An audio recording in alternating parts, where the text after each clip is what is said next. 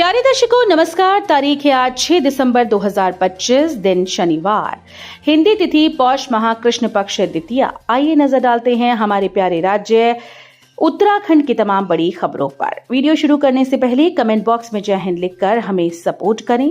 तो चलिए शुरू करते हैं। संविदा कर्मचारियों के लिए बड़ी खबर, लगातार 10 साल सेवा करने वाले होंगे नियमित, अधिसूचना जारी। उत्तराखंड में लगातार 10 साल सेवा करने वाले संविदा कर्मचारी अब नियमित होंगे।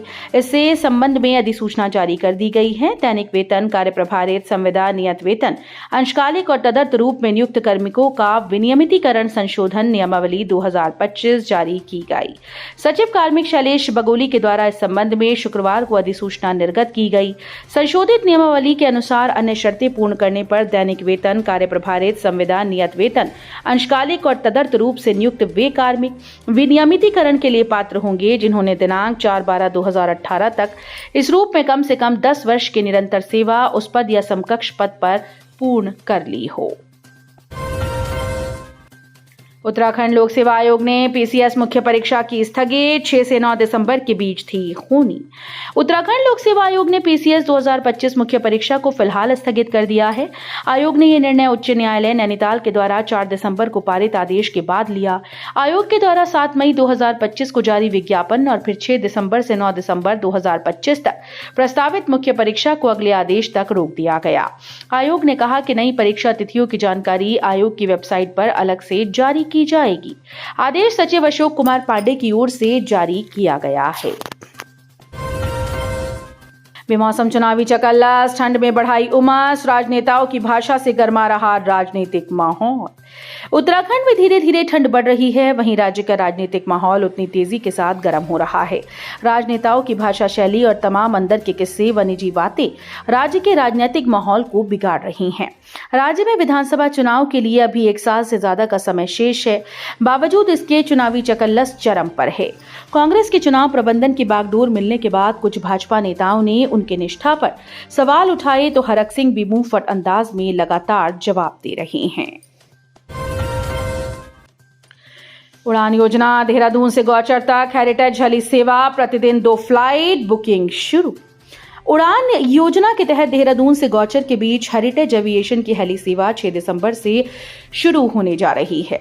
प्रतिदिन 2 फ्लाइट चलेंगी, जिनकी टिकट बुकिंग शुरू हो चुकी है। 6 सीट क्षमता वाले हेलीकॉप्टर से यह हेली सेवा चलेगी, जिसके तहत देहरादून से नई टिहरी से श्रीनगर, श्रीनगर से गौचर तक जाएंगे। इसी प्रकार वहां से वापस श्रीनगर, श्रीनगर से टिहरी और टिहरी से देहरादून का रूट होगा। एआई सॉफ्टवेयर तैयार, सरकारी बैठकों के मिनट्स तैयार करने में नहीं लगेगा समय, सेकंड्स में होगा काम। अब किसी भी विभाग की सरकारी बैठकों के मिनट्स तैयार करने में हफ्तों का समय नहीं लगेगा। सूचना प्रौद्योगिकी विकास एजेंसी ने इसका एआई आधारित सॉफ्टवेयर तैयार कर लिया है, जिसका ट्रायल सफल रहा। अभी तक सरकारी बैठक में होने वाली सभी बातचीत के मिनट्स अनुभाग अधिकारी या उपसचिव के स्तर पर तैयार किए जाते हैं। कई बार इन मिनट्स को तैयार करने में कई हफ्तों का समय लग जाता है। देहरादून में आबकारी विभाग की बड़ी कार्रवाई, नकली शराब बरामद, ऐसे किया भांडाफोड़। राजधानी देहरादून में आबकारी विभाग ने बड़ी कार्रवाई की। टीम ने 3 अलग अलग जगह पर छापेमारी कर नकली शराब बरामद की। पुलिस ने 3 नशा तस्करों को गिरफ्तार किया। सूत्रों के मुताबिक शराब पर डिफेंस के फर्जी लेबल लगाकर सप्लाई की जा रही थी। पुलिस टीम ने नकली शराब का भांडाफोड़ किया। मिली जानकारी के अनुसार टीम ने खुड़बुड़ा मोहल्ला देहरादून स्थित 2 घरों में छापेमारी की।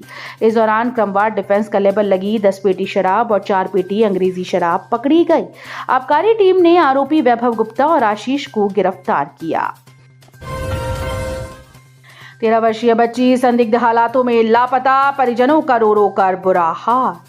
उत्तराखंड में हरिद्वार के कोतवाली नगर के अंतर्गत भूपतवाला क्षेत्र से एक 13 वर्षीय बालिका लापता हो गई। किशोरी अचानक घर से लापता होने के बाद परिजनों ने अपने स्तर पर उसकी तलाश की, लेकिन उसका कोई सुराग नहीं मिला। शिकायत मिलते ही वरिष्ठ उप निरीक्षक नंदकिशोर ग्वाड़ी ने मामले को गंभीरता से लेते हुए तुरंत गुमशुदगी की दर्ज कर दी। पुलिस टीम ने बालिका की तलाश शुरू कर दी है। वरिष्ठ उप निरीक्षक गवाड़ी ने शुक्रवार को बताया कि घटना की सूचना प्राप्त होते ही संबंधित क्षेत्रों में खोजबीन बढ़ा दी गई। प्रदीप बसंती और प्रकाश की मौत की सीबीआई जांच की मांग, विभिन्न संगठनों ने दिया धरना। पिथौरागढ़ जिले के मुनस्यारी तहसील क्षेत्र के 3 लोगों की मौत के मामले का खुलासा न होने से नाराज संगठनों ने कलेक्ट्रेट पहुंचकर धरना दिया। लोगों ने डीएम के माध्यम से सीएम को ज्ञापन भेजकर 3 मामलों की सीबीआई जांच की मांग की। कहा कि पुलिस और एसआईटी अब तक किसी भी नतीजे पर नहीं पहुंच पाई हैं। ऐसे में अब इन पर भरोसा नहीं रहा। शुक्रवार को मुनस्यारी बचाओ संघर्ष समिति के बैनर तले विभिन्न संगठनों के लोग और मृतकों के परिजन कलेक्ट्रेट पहुंचे और प्रदर्शन करते हुए धरना दिया। चारधाम यात्रा 2025 सुरक्षा तकनीक समन्वय के साथ बना नया रिकॉर्ड। पहली बार रेंज कार्यालय में बना कंट्रोल रूम। चुनौतियों और सुरक्षा चिंताओं के बीच पुलिस ने इस साल की चारधाम यात्रा में रिकॉर्ड कायम किया। पहलगाम आतंकी हमले के बाद बढ़ी सतर्कता के बीच चारों धामों में पहली बार केंद्रीय अर्धसैनिक बलों की तैनाती की गई। इसके बाद धराली आपदा जैसी परिस्थितियों से भी प्रभावी तरीके से निपटा गया। ये सब हो सका पहली बार रेंज कार्यालय में स्थापित किए गए कंट्रोल रूम से। 2 एसआईआर फॉर्म भरने पर हो सकती है सजा। प्रदेश में कई मतदाता ऐसे जिनका वोट गांव और शहर दोनों जगह। मतदाता सूची में 2 जगह नाम होने या 2 जगह से एसआईआर संबंधी फॉर्म भरने वालों पर कानूनी कार्रवाई हो सकती है। लोक प्रतिनिधित्व अधिनियम 1950 के तहत ये प्रावधान है। उत्तराखंड में तमाम मतदाता ऐसे हैं जिनका वोट गांव की वोटर लिस्ट में भी है और शहर में भी। एसआईआर शुरू होने पर अगर ये दोनों जगह से फॉर्म भरते हैं तो कानूनी कार्रवाई की जद में आ सकते हैं। लोक प्रतिनिधित्व अधिनियम 1950 की धारा 31 के तहत मतदाता सूची के संबंध में मिथ्या जानकारी देने पर दंड का प्रावधान है। साइबर अपराधियों के लिए प्रदेश में बुना गया हनीपोट जाल। पहली बार बनाया डेटा सेंटर का क्लोन। 2 अक्टूबर 2024 को उत्तराखंड में हुए सबसे बड़े साइबर हमले के बाद आईटी विशेषज्ञों ने ऐसा जाल हनीपॉट बुना है जिसमें फंसकर साइबर अपराधी असली डेटा सेंटर तक पहुंचने में नाकाम हो रहे हैं। पहली बार इस तरह का प्रयोग प्रदेश में हुआ जिससे साइबर सुरक्षा की मजबूती बढ़ गई। साइबर अपराधियों से निपटने के लिए आईटी विभाग ने केंद्रीय साइबर इमरजेंसी रिस्पांस टीम की तर्ज पर CERT उत्तराखंड का गठन किया। इसमें IIT समेत कई बड़े संस्थानों से आईटी विशेषज्ञ काम कर रहे हैं। बेटे ने 50 साल की मां से किया दुष्कर्म। पीड़िता ने पति को सुनाई आप बीती। रिश्ता हुआ शर्मसार। इस समय बड़ी शर्मनाक घटना सामने आई जहां एक बेटे पर अपनी मां के साथ दुष्कर्म करने का आरोप लगा है। पीड़िता ने अपने पति को आपबीती सुनाई। मामले की जानकारी पर पति के होश उड़ गए। घटना की सूचना तुरंत पुलिस को दी गई। पुलिस ने आरोपी बेटे के खिलाफ मामला दर्ज कर जांच शुरू कर दी। मिली जानकारी के अनुसार ये शर्मनाक घटना राजस्थान के दौसा से सामने आई, जहां निवासी एक व्यक्ति ने पुलिस में अपने बेटे के खिलाफ शिकायत दर्ज कराई। आरोप है कि बेटे ने अपनी 50 वर्षीय मां के साथ उस समय दुष्कर्म किया जब वो कमरे में अकेली सो रही थी। बेटे ने शराब के नशे में धुत होकर मां को अपनी हवस का शिकार बनाया। घटना को अंजाम देकर वो मौके पर से भाग निकला। बताया गया कि महिला के 2 बेटे हैं। उसके बड़े बेटे ने ये घिनौनी हरकत की। जिस घर में गूंजी शहनाई अब वहां पसरा है मातम। दुर्घटना ने शादी की खुशियों पर लगा दिया ग्रहण। 5 की मौत।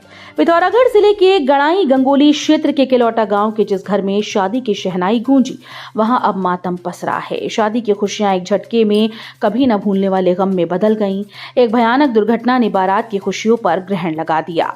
कई परिवारों पर दुखों का पहाड़ टूट पड़ा। वाहन दुर्घटना में दूल्हे की बड़ी बहन, 6 साल के भांजे, छोटी बहन के पति और देवर की मौत हुई, जबकि छोटा भाई जीवन मौत से संघर्ष कर रहा है। तो ये थी उत्तराखंड की बड़ी खबरें। हम मिलेंगे अगले बुलेटिन में। तब तक के लिए धन्यवाद।